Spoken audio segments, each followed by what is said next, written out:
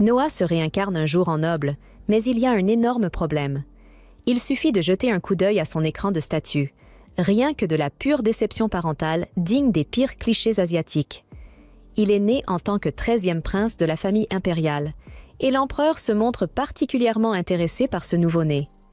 On l'informe que l'affinité magique la plus élevée de Noah est l'eau, et il décide donc de lui offrir un fief situé près de l'eau comme cadeau pour son premier anniversaire. Et au moment même où il prononce ces mots, Noah remarque quelque chose apparaître à côté de sa magie de l'eau de rang E. L'empereur demande alors à voir l'écran de statistiques de Noah, et celui-ci commence à s'inquiéter. Avec un bulletin pareil, il finirait sans doute jeté dans une benne à ordures, mais miraculeusement. Lorsque son écran de statut est affiché, sa magie de l'eau est passée de rang E à double rang S. Tout le reste est toujours solidement classé F, mais peu importe. Un bébé possède littéralement la statistique de magie de l'eau la plus élevée qu'ils aient jamais vue. C'est une preuve évidente qu'il deviendra un génie de la magie de l'eau à l'avenir. Et l'empereur commence alors à prendre Noah en affection. La raison pour laquelle sa magie de l'eau atteint le rang SS vient du fief que son père lui a accordé dès sa naissance, bien que, sur son écran de statut personnel, cela apparaisse toujours comme un E+S. Les autres augmentations de ses statistiques proviennent de ses servantes, et il n'est toujours pas certain de la raison. Mais il semble que plus il possède de serviteurs, plus il devient fort. Quant à son niveau, il n'est encore qu'à 1, mais il peut apparemment augmenter sans limite, ce qui signifie qu'il est destiné à devenir surpuissant un jour, même s'il reste pour l'instant assez faible. Alors qu'il prend son petit déjeuner, l'une de ses servantes, Evelyne, vient l'informer que ses frères, plus précisément le 1er et le 4e prince, sont venus lui rendre visite. Normalement, recevoir la visite de ses frères serait une bonne chose, mais au cours des 6 années de sa vie, Noah a appris que ces deux-là sont de véritables ordures. Il doit donc se montrer extrêmement prudent avec eux. Il se rend dans le salon pour les rencontrer et, après les salutations d'usage, le premier prince annonce qu'il a apporté un cadeau pour Noah. Il appelle ensuite son serviteur afin qu'il apporte le présent, et dès que Noah aperçoit l'épée, il comprend immédiatement que cette saloperie est maudite. Il peut littéralement voir les âmes tourmentées des morts flotter autour de la lame. Albert sait parfaitement que cette chose est hantée, mais il fait semblant qu'il ne s'agit que d'un cadeau. Il n'y a absolument aucun moyen pour Noah de refuser un cadeau venant du prince héritier. Il est donc contraint de l'accepter, même s'il sait pertinemment que cela ne finira probablement pas bien. Il saisit la poignée et soulève l'épée, tandis qu'Albert explique avec désinvolture qu'il s'agit d'une épée de magie de l'eau et que plus de 120 chevaliers sont morts en essayant de l'utiliser. En entendant cela, Noah sursaute et relâche légèrement sa prise. Mais le 4e prince lui dit qu'il n'a aucune raison de s'inquiéter, car jusqu'à présent, tous ceux qui n'étaient pas dignes de l'épée sont morts à l'instant même où ils l'ont touchée. Ainsi, si la malédiction devait l'affecter, il serait déjà mort. La raison pour laquelle Noah est immunisé contre cette malédiction est très probablement liée à son attribut de magie de l'eau de rang SS. C'est plutôt rassurant de savoir qu'il ne risque pas de mourir à cause de cette chose, mais Noah est tout de même furieux à l'idée qu'Albert ait mis sa vie en danger pour une expérience stupide. Il ne peut évidemment pas le dire à voix haute. Il se contente donc d'attendre qu'Albert se lève et parte de lui-même afin de retrouver enfin un peu de calme. Plus tard dans la journée, Noah se promène dans les couloirs avec l'une de ses servantes, Zoé, lorsqu'il remarque qu'elle a l'air abattue. Il lui demande alors si quelque chose ne va pas. Zoé ne veut pas importuner Noah avec ses problèmes et affirme que tout va bien. Mais Noah est certain que ce n'est pas le cas, et il lui ordonne de lui dire immédiatement ce qui ne va pas. Zoé finit par céder et lui avoue qu'elle souhaiterait prendre un congé afin de régler des affaires familiales. Noah lui demande de quelles affaires il s'agit, et elle explique que sa ville natale a récemment subi une inondation. La ferme de sa mère a été emportée par les eaux, et celle-ci n'a désormais plus aucun moyen de subsistance. Zoé demande conseil à Noah pour savoir comment elle pourrait réunir assez d'argent afin de reconstruire la ferme. On lui a dit que la seule solution serait de travailler pendant un certain temps dans le quartier des plaisirs. C'est ce qu'elle comptait faire durant son congé. Mais Noah refuse catégoriquement cette idée. Il lui annonce qu'il va donner un emploi à sa mère. Après tout, il pensait justement engager une fermeuse professionnelle de porte-arrière, et puisqu'elle vient avec une recommandation, il lui versera un salaire de 10 rangs par mois. Zoé lui demande s'il est vraiment sûr de lui, car 10 ron représentent un salaire bien supérieur à la moyenne, et elle n'a jamais entendu parler d'un tel métier. Mais c'est simplement parce que Noah vient de l'inventer sur le champ. Il veut aider Zoé, et de toute façon, c'est son argent. Alors qui pourrait bien l'en empêcher? Il lui dit également qu'il possède une vieille maison à la périphérie de la ville, et qu'elle pourra y vivre avec sa mère, afin qu'elle n'ait même pas à se soucier du loyer. Zoé l'a servi fidèlement toute sa vie. Il n'était donc absolument pas question pour Noah de la laisser vendre son corps dans le quartier des plaisirs à cause d'une inondation. Mais justement, en parlant de cette inondation, il restait encore une chose importante à faire. Noah fit appeler son majordome, Dylan, et lui ordonna de prendre des dispositions pour racheter autant de terres endommagées par les inondations que possible. Dylan comme Zoé furent stupéfaits en entendant cet ordre. Noah leur expliqua cependant qu'il y aurait forcément des escrocs prêts à profiter de la détresse des innocents qui venaient de perdre leurs moyens de subsistance. Il voulait donc sécuriser ces terres avant que cela n'arrive. Dylan resta sans voix. Il n'arrivait pas à croire qu'un enfant de 6 ans, avec si peu d'expérience, puisse anticiper les conséquences à une telle échelle. Noah, lui, avait déjà vu ce genre de situation à maintes reprises dans sa vie antérieure. Mais il ne pouvait évidemment pas leur dire cela, alors il passa simplement à autre chose sans donner d'explication. Dylan accepta volontiers de l'aider à acquérir ces terres, mais il lui demanda comment il comptait réunir les fonds nécessaires, car selon ses estimations approximatives, cela coûterait environ 700 000 rings. Zoé fut choquée en entendant ce chiffre, et Noah ne lui en voulut pas. Après tout, c'était pratiquement une petite fortune. Dans la capitale, un adulte moyen ne gagnait qu'environ 120 rings par an, une somme suffisante pour entretenir une famille, posséder une maison et manger convenablement. La maisonnée de Noah était évidemment plus riche que la moyenne, mais malgré cela, il ne disposait que d'environ 500 000 rings. Il lui manquait donc encore 200 000 rings, et il devait trouver un moyen de les obtenir rapidement. Ses options étant très limitées, il décida de vendre le fief qu'il possédait. Cependant, Dylan l'en empêcha aussitôt.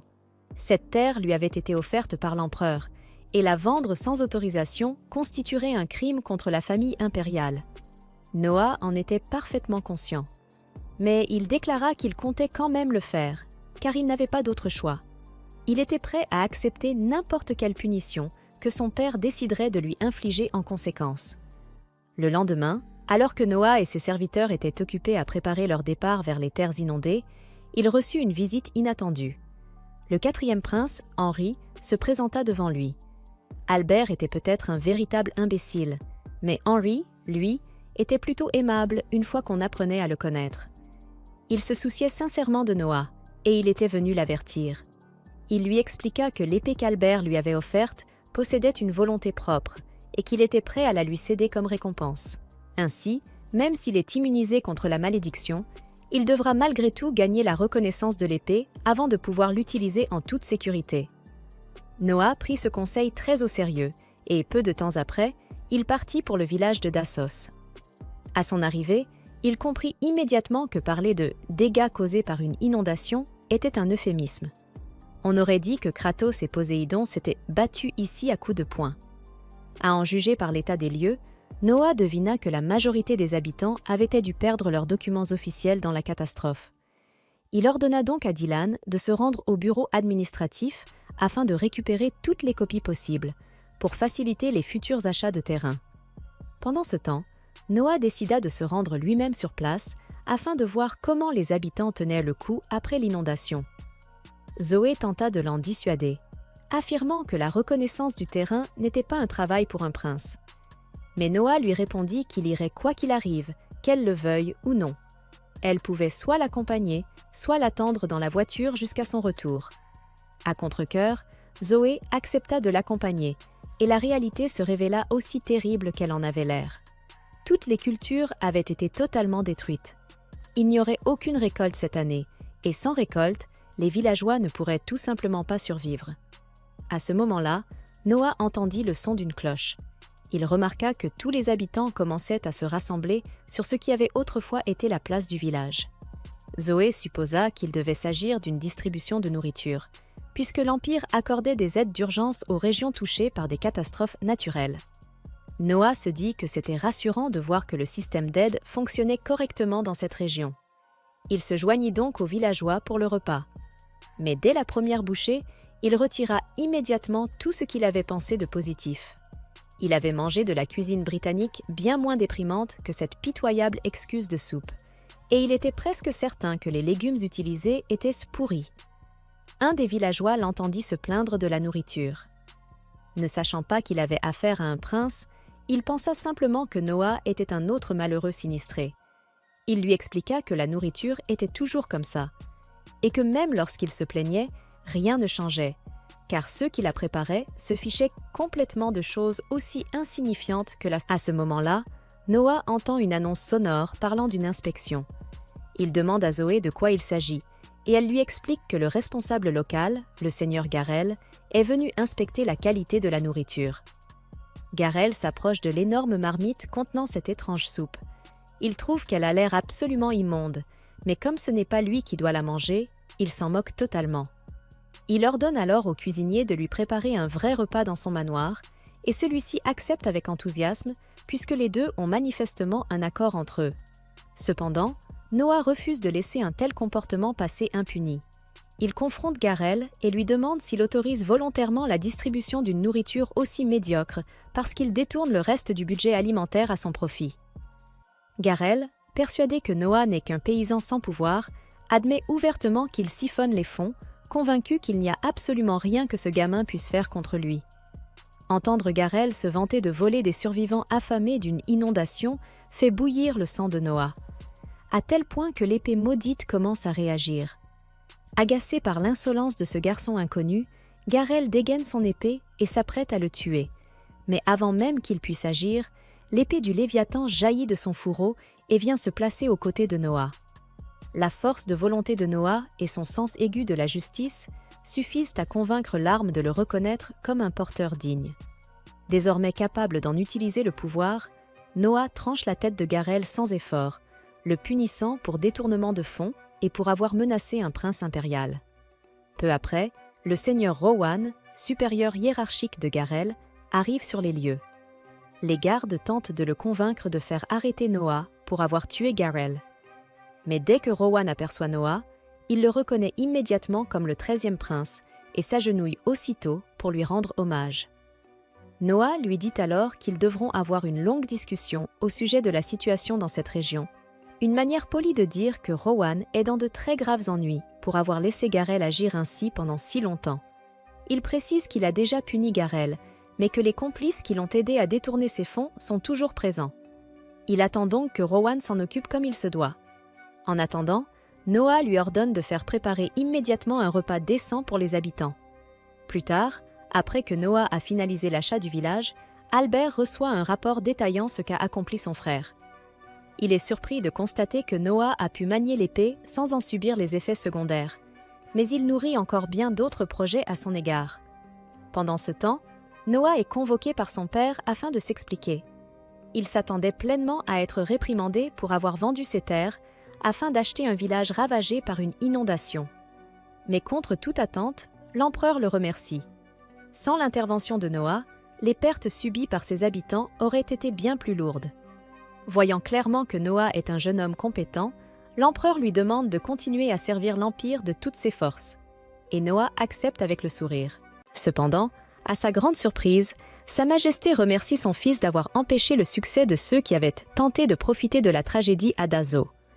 L'empereur comprend que Noah est arrivé à Dasso par hasard, grâce à une domestique qui y vivait, mais il croit également que les actions du garçon étaient la volonté de Dieu, notamment le fait qu'il ait réussi à maîtriser Léviathan, l'épée magique de l'eau. À ce propos, le souverain demande une nouvelle fois à Cruz de tester les pouvoirs de son fils. Une fois l'épreuve terminée, le panneau de statut de Noah apparaît, révélant que son attribut eau atteint le rang SSS. L'empereur est ravi, convaincu que le garçon pourra encore apporter une grande aide à l'Empire. Dans l'instant suivant, plusieurs quartiers de la capitale de l'Empire de Mille apparaissent à l'écran, montrant le centre politique, culturel et économique du pays, un lieu reconnu comme le plus glorieux et prospère du monde actuel. Dans la rue Reed, selon l'Unix, Noah découvre qu'un spectacle musical est en cours, visant à remercier le maître pour ce qu'il avait fait pour sa patrie. Zoé se porte volontaire pour l'accompagner dans cette mission. En entrant dans un théâtre, ils arrivent juste à temps pour assister à la performance d'une jeune fille aux cheveux roses et à l'expression mélancolique, chantant une chanson sur l'amour et sur la façon dont il peut parfois se transformer en douleur. Noah se rappelle qu'on lui avait dit que le nom de l'artiste était Talashi. Il remarque que sa technique est encore celle d'une débutante, mais il apprécie ce qu'il voit, car il est évident qu'elle chante avec son cœur. Cependant, soudain, un groupe d'hommes fait irruption dans le théâtre, brisant tout sur son passage. Leur chef, un grand homme chauve, ordonne à Alashi d'arrêter de chanter, affirmant qu'avec ce revenu, elle ne pourra jamais rembourser la dette laissée par son père. La chanteuse réplique que c'est le seul moyen pour elle de gérer ce qu'elle doit, mais l'homme suggère que chaque femme a une manière très spécifique de gagner de l'argent, et l'on comprend exactement ce qu'il sous-entend. Au milieu de cette scène, Noah se lève calmement et cite un article de la loi impériale, déclarant que les enfants ne doivent pas être contraints de supporter les dettes de leurs parents. Il précise également que transférer cette dette sur la fille et tenter de la forcer à vendre son corps constitue un crime. L'homme devient furieux et menace Noah, qui réagit en utilisant le pouvoir de Léviathan pour maîtriser le brut et ses compagnons, conscient qu'il serait détruit s'il combattait ce type. Le chauve s'enfuit, mais promet qu'il reviendra. Pendant que tout le public reste bouche bée en réalisant qu'ils se trouvent en présence d'un prince impérial, Noah dit qu'il a apprécié le chant de la jeune fille et lui demande quels sont ses frais mensuels. Embarrassée, elle explique qu'elle doit payer le traitement médical de sa mère. Noah décide alors de lui verser une allocation mensuelle de 25 liens, afin qu'elle puisse chanter en toute tranquillité, quand elle le souhaite ou en a besoin, promettant d'augmenter le montant au fur et à mesure de ses progrès. Plus tard, le noble retourne dans sa modeste résidence, où il est accueilli par ses humbles serviteurs, en train de nettoyer ses humbles chaussures. Il demande qui étaient ces hommes qui ont causé des problèmes au théâtre. Evelyn explique qu'ils sont connus pour prêter de l'argent illégalement dans la région, autrement dit, des usuriers classiques. Après avoir découvert à qui ils avaient affaire, les fauteurs de troubles ont eu la décence de s'incliner devant le portail du prince pour s'excuser de ce qu'ils avaient fait. Mais Noah ordonne aux servantes de les renvoyer. Après tout, les criminels, et surtout les criminels, ne peuvent pas s'adresser à un prince impérial quand bon leur semble. Henri apparaît à l'entrée de la maison, louant la position de son frère, car accepter si facilement ce genre de personnes rabaisse le statut de la maison impériale et de ses princes. Noah comprend que c'est une raison, mais il en a une autre derrière cela. Pourtant, il veut révéler cette raison à son frère à l'intérieur, dans une conversation privée. Les deux se rassemblent alors, et Noah lui parle de la chanteuse qui l'aide, expliquant qu'il doit agir fermement avec les usuriers afin qu'ils comprennent qu'Alashi n'est pas seul. Henri demande si la claque vocale qu'elle lui a donnée était bonne, et le petit prince admet qu'il est encore étourdi. Henri n'aurait jamais pensé qu'un gamin de son âge irait aussi loin, surtout en considérant que Frank et Gary, qui ont à peu près le même âge que Noah, n'en sont même pas proches. Gary, par exemple, reste un enfant immature qui n'apprend jamais la politesse. À l'écoute de cela, Noah réfléchit. Bien qu'ils soient tous frères, chacun a une mère différente. Cependant, Henri et Gary, qui partagent la même mère, doivent avoir un lien particulier. Changeant de sujet, Henri commente que Noah semble avoir parfaitement maîtrisé l'épée magique, et le garçon explique que c'est grâce à son frère, qui lui a appris que Léviathan a sa propre volonté. Pour autant, l'aîné souhaite savoir comment l'enfant peut transporter une arme aussi gigantesque, puisqu'elle est bien trop grande pour lui. Noah invoque alors l'épée devant son frère et explique qu'il la cache dans sa manche sous une forme miniature. Un stratagème que l'épée elle-même lui a enseigné. Impressionné, Henri remarque que cela est sans précédent, puisque Léviathan a été gardé isolé pendant 200 ans comme trésor national et qu'aucun document ne mentionne une telle capacité par le passé. C'est un exploit incroyable pour Noah. Lorsque la nuit tombe et que les deux princes apparaissent enfin à la porte, les seuls usuriers présents s'inclinent encore. Finalement, après avoir attendu si longtemps, le grand homme perd patience et exige de ne plus être ignoré par le petit arrogant. Ses compagnons essaient de l'empêcher de parler ainsi, mais il est trop tard, le mal est fait. D'un simple mouvement, Noah affecte l'homme, le faisant s'étouffer et devenir rapidement obéissant. Henri demande ce que son frère vient de faire, et Noah explique qu'il a simplement libéré un peu de la puissance de Léviathan sous forme de domination. Au final, Henry complimente le contrôle que le garçon démontre sur l'épée magique. Quelques heures plus tard, répondant à une invitation, Noah se rend en calèche à un lieu où il est accueilli par un homme nommé Radok, qui conduit le prince dans une immense salle remplie de personnes impeccablement vêtues, applaudissant l'arrivée de l'un des fils les plus aimés et respectés du roi. Radok s'intéresse à l'arme que le garçon porte, et Noah explique qu'il s'agit de Léviathan, une épée magique offerte par le prince héritier. Cette information laisse tout le monde stupéfait, puisque c'est un trésor national accordé personnellement par Albert Ararat. Sachant que le domaine du 13e prince est complètement marécageux, la foule relie ce territoire à l'épée que Noah porte, au milieu de toutes les comptes. Cependant, il y a un bref moment de silence où, comme dans un épisode de El Chavo, une seule personne parle, ironiquement en se moquant de l'épée du prince, disant qu'elle ressemble à l'une de ces épées jouets qui s'illuminent lorsqu'on appuie sur un bouton et qui se vendent dans les grands magasins. Noah fixe l'homme du regard, qui fait semblant que ce n'est pas lui, mais Léviathan sait très bien qui c'était. Sans tarder, l'épée libère un miasme sombre qui commence à suffoquer et à rendre les gens dans la salle fous. Noah exige que l'arme cesse immédiatement et souligne que la loyauté est une bonne chose, mais que là, c'était un peu exagéré. Il était clair que l'épée s'était mise en colère après avoir entendu son maître être manqué de respect. Malgré ce moment tendu, Radok applaudit le prince impérial et souligne l'immense puissance des trésors nationaux, puisqu'il est devenu évident que tous les présents ont eu le privilège de ressentir la même sensation de mort à travers le pouvoir écrasant de Sa Majesté. Immédiatement, les invités commencent à applaudir Noah Arrara comme si ce dernier n'avait pas failli tous les tuer, tandis que Radok demande au prince ce qu'il faut faire de l'homme désinvolte qui a mal parlé de Léviathan. Noah répond qu'il suffit de l'ignorer, car ce qui vient d'en bas ne vous atteint pas. Ensuite, quelques invités sont présentés à Sa Majesté, dont un célèbre marchand nommé Lance Allison. Cependant, ceux qui attirent le plus l'attention du prince sont les deux personnes qui apparaissent ensuite. Un homme qui se présente comme Byron Allen, administrateur de la Allen Mercantile Company. À ses côtés, une jeune fille, peu à l'aise avec ces situations, se présente comme Cindy Allen.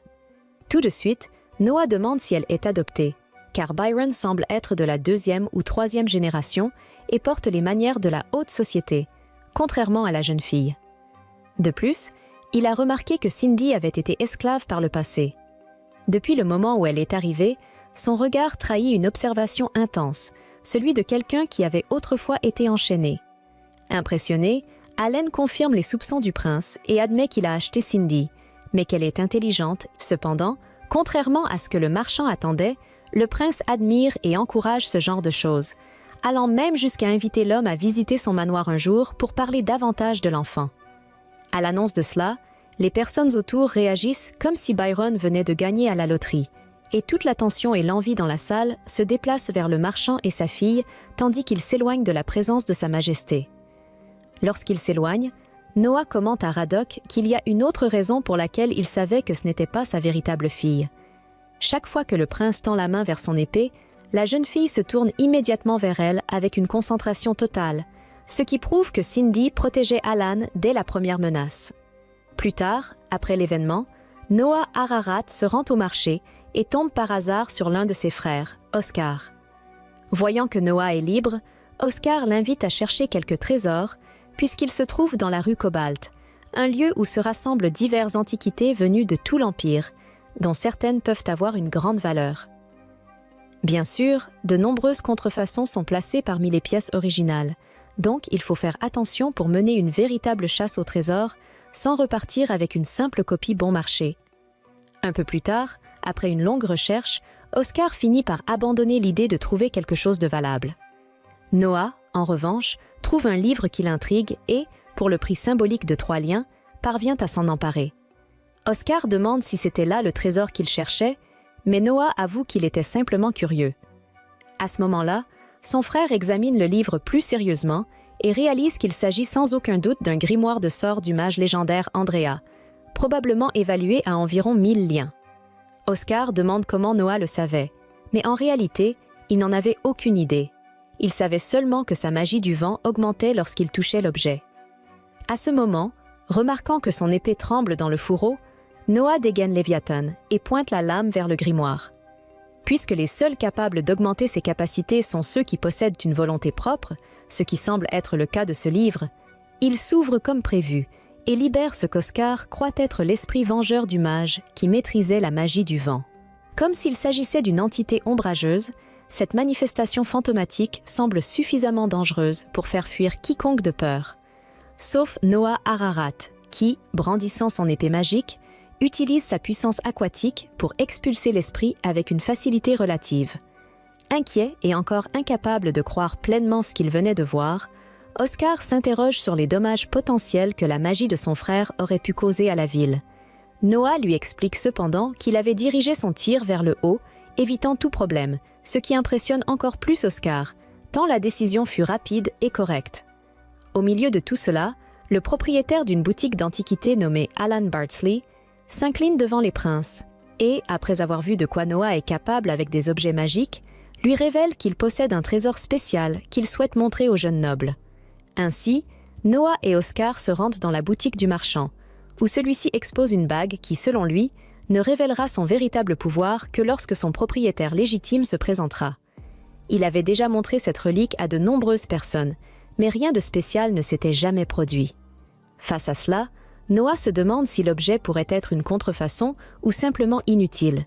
Mais bien sûr, Bardsley y a déjà pensé et a même essayé de s'en débarrasser en la jetant. Et pourtant, elle revenait toujours dans la boutique comme si de rien n'était, ce qui l'a convaincu qu'il y avait vraiment quelque chose d'inhabituel. Voyant que son frère semble avoir une certaine affinité avec les objets magiques indomptables, Oscar demande à Noah de mettre la bague, ce qu'il fait. Lorsqu'il la met, la bague émet une lueur et, avec une voix que seul le porteur peut entendre, annonce que son niveau de rareté est SSS et reconnaît Noah comme son véritable propriétaire. À ce moment, une masse grise commence à se répandre autour du corps du garçon, formant une armure qui n'augmente aucune de ses statistiques, mais semble être un type d'entité différent des autres, avec de nombreuses utilisations possibles. Satisfait, Noah déclare qu'il enverra le paiement pour l'objet à Alan. Mais Oscar insiste pour payer et offrir la bague en cadeau, car il a de plus en plus remarqué qu'il y avait quelque chose de différent en son frère qui devait être encouragé après cette rencontre dans la boutique d'Alan. Oscar raccompagne son frère en voiture et au moment où le garçon descend du carrosse, il est attaqué par le grand requin chauve solitaire qui n'attendait que le bon moment pour régler ses comptes. Noah réagit immédiatement, utilisant le pouvoir de sa bague pour conjurer un bouclier fait du matériau étrange que l'objet produit, bloquant le coup d'épée lancé par l'assaillant. Juste après, l'un des serviteurs de Noah profite de l'occasion pour faire tomber le requin solitaire et le maîtriser. Oscar demande comment son frère a réussi à faire cela, et Noah explique qu'il a relié la bague à Léviathan, qui semble avoir agi comme une défense automatique en réponse à l'hostilité. En entendant cela, comme toujours, Oscar est une fois de plus impressionné par la maîtrise que le garçon a su avoir sur cet objet en si peu de temps. Un peu plus tard, Noah Ararat retourne au théâtre où il avait rencontré Alashi pour la première fois. Puisqu'il a géré le requin solitaire, il croit que la chanteuse pourra enfin profiter de la paix qu'elle mérite, convaincu que l'homme ne la dérangera plus. Cependant, c'est loin d'être le cas.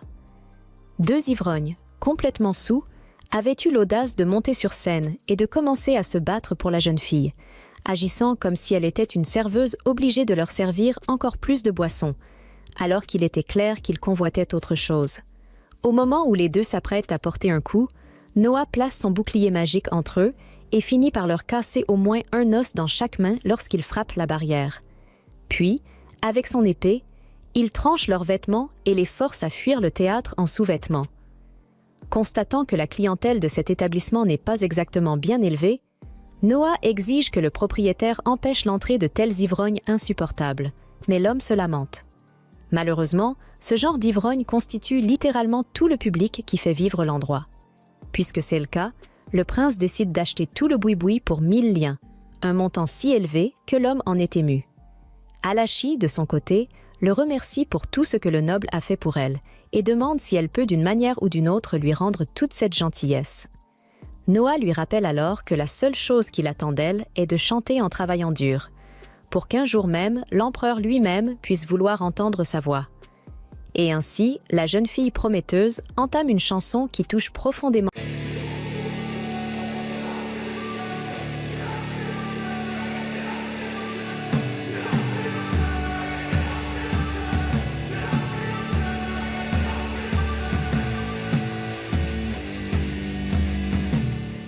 Avec le temps, un certain jour, Noah reçut la visite de Dedmerê, le gouverneur général de Hadjoy, qui était le fief de Noah.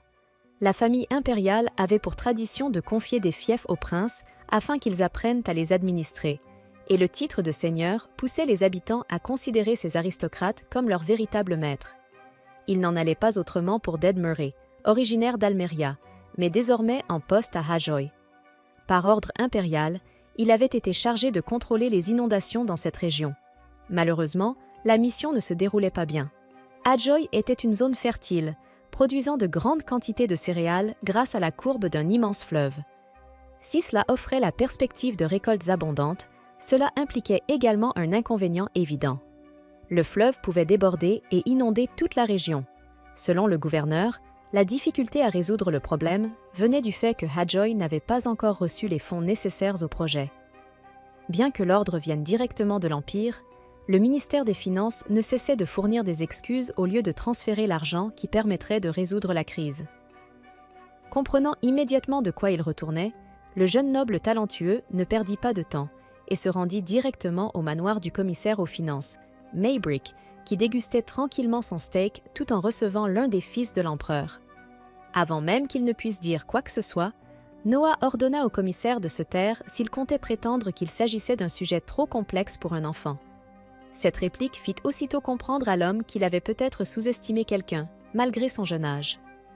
Forçant un sourire crispé, Maybrick expliqua que les inondations à Hadjoy avaient tant attristé l'empereur Noah que celui-ci avait exempté le fief de toute taxation pour l'année entière, et que ce manque de revenus fiscaux était précisément la raison pour laquelle il n'y avait pas d'argent disponible. Noah lui demanda aussitôt s'il plaisantait, laissant Maybrick et Dedmerê stupéfaits par la manière brutale et directe avec laquelle le garçon s'exprimait. Selon Noah, les impôts avaient cessé d'être collectés parce qu'il n'y avait tout simplement plus d'impôts à percevoir, un acte de bonté de la part de la couronne.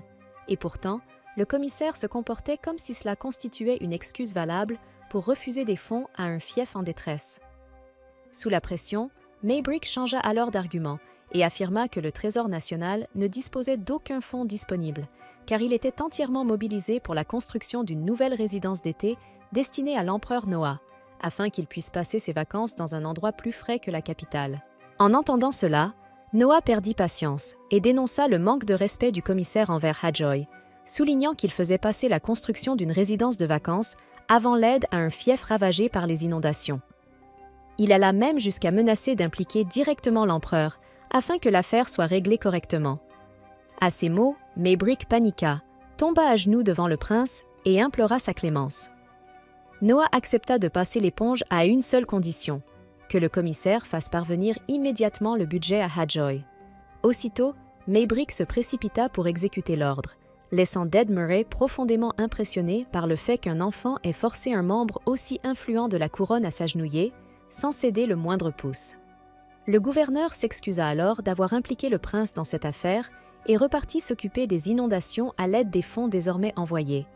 Après cette rencontre, alors que Dedmerê prenait congé, Noah fut informé qu'il était convoqué par l'empereur Noah.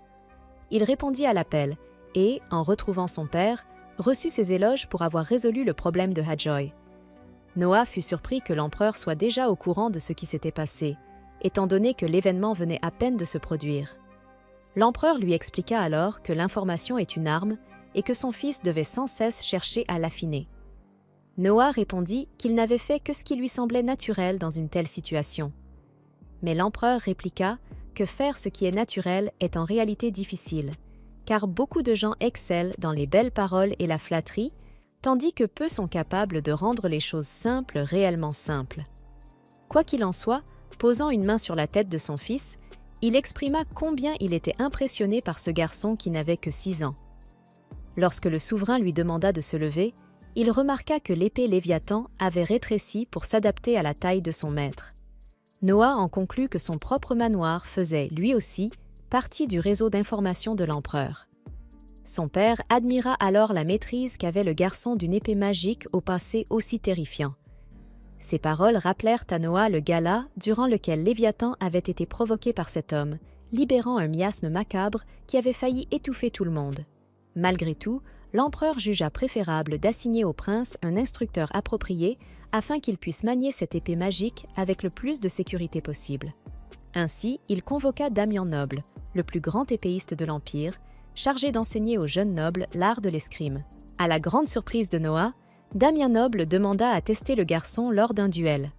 L'empereur Noah lui rappela que son fils n'était encore qu'un enfant, mais l'instructeur expliqua qu'il souhaitait simplement évaluer le talent du garçon, et non sa technique. Le souverain finit par autoriser le duel.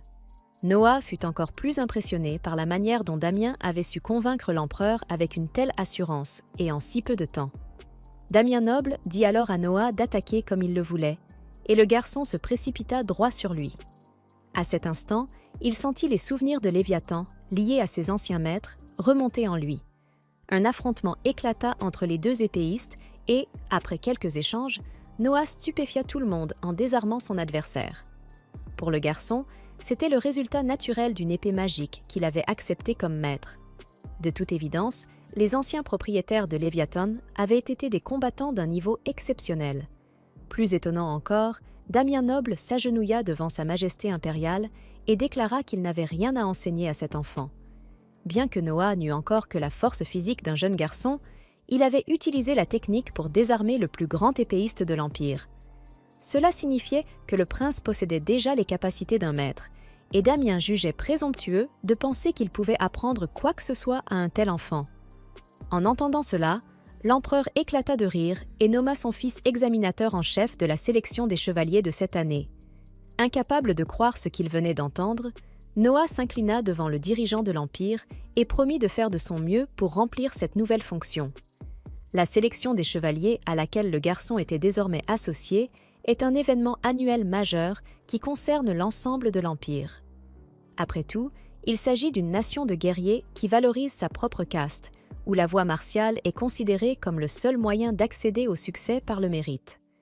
Lors de cette sélection, les combattants ayant remporté les éliminatoires régionales à travers le pays s'affrontent dans la capitale impériale lors de combats mortels et le vainqueur reçoit le titre de chevalier, entrant ainsi dans la haute société.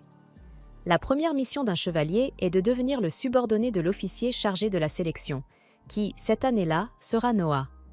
Avoir un bon chevalier au sein de son équipe ne pourra que renforcer le jeune prince. C'est alors que l'empereur demanda si son fils comptait choisir ses candidats uniquement sur la base de la force brute ou s'il avait une autre méthode pour désigner le vainqueur. Noah décida donc de supprimer les éliminatoires régionales et d'organiser l'intégralité de la sélection directement dans la capitale impériale. Noah souhaite que tous les candidats combattent devant lui, car l'Empire est immense, ce qui rend impossible le suivi de toutes les épreuves qualificatives régionales, et ce serait regrettable qu'un grand talent soit perdu à cause de cette contrainte. Plus tard, dans son manoir, tandis que Zoé lui sert du thé, il demande à la domestique si des gens de son village sont intéressés par la sélection des chevaliers. Elle lui explique que oui, car c'est la seule occasion pour des gens ordinaires comme eux de devenir quelqu'un d'important. C'est pour cette raison que, chaque année, un représentant est envoyé de leur village. Noah lui annonce alors qu'il a supprimé le championnat régional, ce qui signifie que toute personne souhaitant participer pourra le faire sans passer par ce filtre. Zoé semble à la fois heureuse et triste. À l'insistance de son maître, elle finit par avouer que ce sentiment vient du fait que la véritable raison pour laquelle Dassault n'envoie qu'un seul représentant chaque année est la difficulté à payer les frais de voyage et de logement dans la capitale, un endroit coûteux. La personne choisie ne peut s'y rendre que grâce aux dons des autres habitants. Le candidat de Dassault porte ainsi les attentes de toute la population lors de la sélection, et tout le village se mobilise toujours pour cela. Concernant ce problème, Noah explique qu'il souhaite également supprimer cet obstacle, car son objectif est de faire tout son possible pour examiner tous les talents potentiels sans en laisser passer aucun. Il décide donc de prendre en charge l'ensemble des dépenses liées à l'envoi des candidats. Zoé trouve cette décision incroyable, tout en soulignant qu'elle sera très coûteuse. Noah rétorque qu'il n'est pas nécessaire de tout préparer à partir de zéro. Il convoque alors Dylan et lui ordonne d'acheter toutes les maisons vacantes existant dans la capitale impériale. Si cela ne suffit pas à accueillir tous les candidats, le majordome devra faire construire un dortoir. En outre, Noah demande à Dylan de contacter tous les marchands qu'il connaît afin d'annoncer une réunion avec le prince pour régler la question des repas des candidats. Plus tard, lors d'une rencontre avec Byron Allen, et après avoir reçu une estimation du coût de la nourriture durant les épreuves, Noah remarque que le montant est bien inférieur à ce qu'il avait imaginé. Le marchand lui explique alors qu'il a appliqué un tarif spécial puisqu'il s'agissait d'une demande du 13e prince. Cependant, Noah affirme catégoriquement que le marchand n'accorderait jamais un tel rabais par simple bonté, ce qui met Byron Allen dans l'embarras, ayant sous-estimé le seigneur à cause de son âge. Quoi qu'il en soit, le marchand l'informe que, pendant la sélection nocturne, un test sera également organisé pour recruter des domestiques pour le palais. Il souhaite en savoir davantage sur les tendances des candidats approuvés. Imaginant que Byron Allen souhaite envoyer une femme au palais, Noah répond que si quelqu'un sous le contrôle du marchand se trouvait au palais, il pourrait obtenir des informations rapidement. Les bénéfices seraient encore plus grands si l'empereur Ararat ordonnait à cette femme de passer la nuit avec lui. Sueur froide au front face à une telle déclaration, le marchand poursuit et indique qu'il a déjà effectué le paiement d'avance. Noah promet alors de faire sa recommandation si le candidat est une femme qu'il apprécie réellement. Avec cette affaire réglée, Byron Allen s'agenouille devant le prince, le considérant comme la meilleure personne pour recevoir cette demande. L'homme souhaite apposer le blason du 13e prince sur l'enseigne de sa boutique, ce qui constitue une démonstration claire de subordination. Avant toute chose, Noah précise qu'il ne pardonne jamais la trahison. En quittant la réunion dans la nuit, le garçon réfléchit dans sa calèche à la manière dont son statut a augmenté grâce à Byron Allen sous ses ordres, ce qui constitue un pas important vers plus de puissance. Cependant, Noah est surpris lorsqu'il constate que son rang d'eau a diminué et suppose qu'un événement a dû se produire en Almeria. Il ordonne à Zoé d'informer les cochers qu'ils doivent se rendre immédiatement au palais pour rencontrer l'empereur Arara. Lorsqu'il rencontre son père, l'empereur semble, à sa grande surprise, déjà savoir qu'il se passe quelque chose en Almeria, avant même que Noah n'ait prononcé un mot. Non pas parce qu'il connaît les détails exacts, mais parce qu'il perçoit les signes. Noah affirme qu'il y a certainement un problème en cours. À ce moment-là, un serviteur s'approche de l'empereur Ararat et lui murmure des informations à l'oreille. Impressionné par l'intuition de son fils, le souverain révèle qu'une rébellion a éclaté en Almeria et demande à son fils à quel point il estime que le problème est sérieux. Noah analyse que si le rang SS de son élément eau est devenu S, cela semble avoir été réduit de moitié, mais en réalité, il ne s'agit que d'un niveau inférieur à tous les autres niveaux. Autrement dit, à ce moment-là, le prince estime que la rébellion est de petite envergure. L'empereur confirme que sa réponse est correcte, car selon le rapport, cette révolte implique environ 5000 personnes, l'équivalent d'une petite armée qui parcourt désormais le fief de Noah. D'ailleurs, l'empereur Ararat demande au garçon s'il souhaite affronter seul les rebelles. Mais Noah ne croit pas que ce serait possible, puisqu'il est encore trop jeune et ignore tout du champ de bataille, ce qui pourrait amener les soldats à refuser d'écouter un leader inexpérimenté. Si un prince doit prendre le commandement de la situation, il faut que ce soit l'un de ses frères. L'empereur admet qu'il ne s'attendait pas à une réponse négative, même après que Noah ait analysé le cas de manière subjective, mais souhaite savoir qui le garçon recommande à sa place. Noah propose Henry, car étant donné l'ampleur de la rébellion, la meilleure approche consiste à la réprimer directement, et son frère Henry, étant le plus prudent des princes, devrait pouvoir agir avec précision. L'empereur considère que ce choix est parfait et ordonne que Henry soit appelé.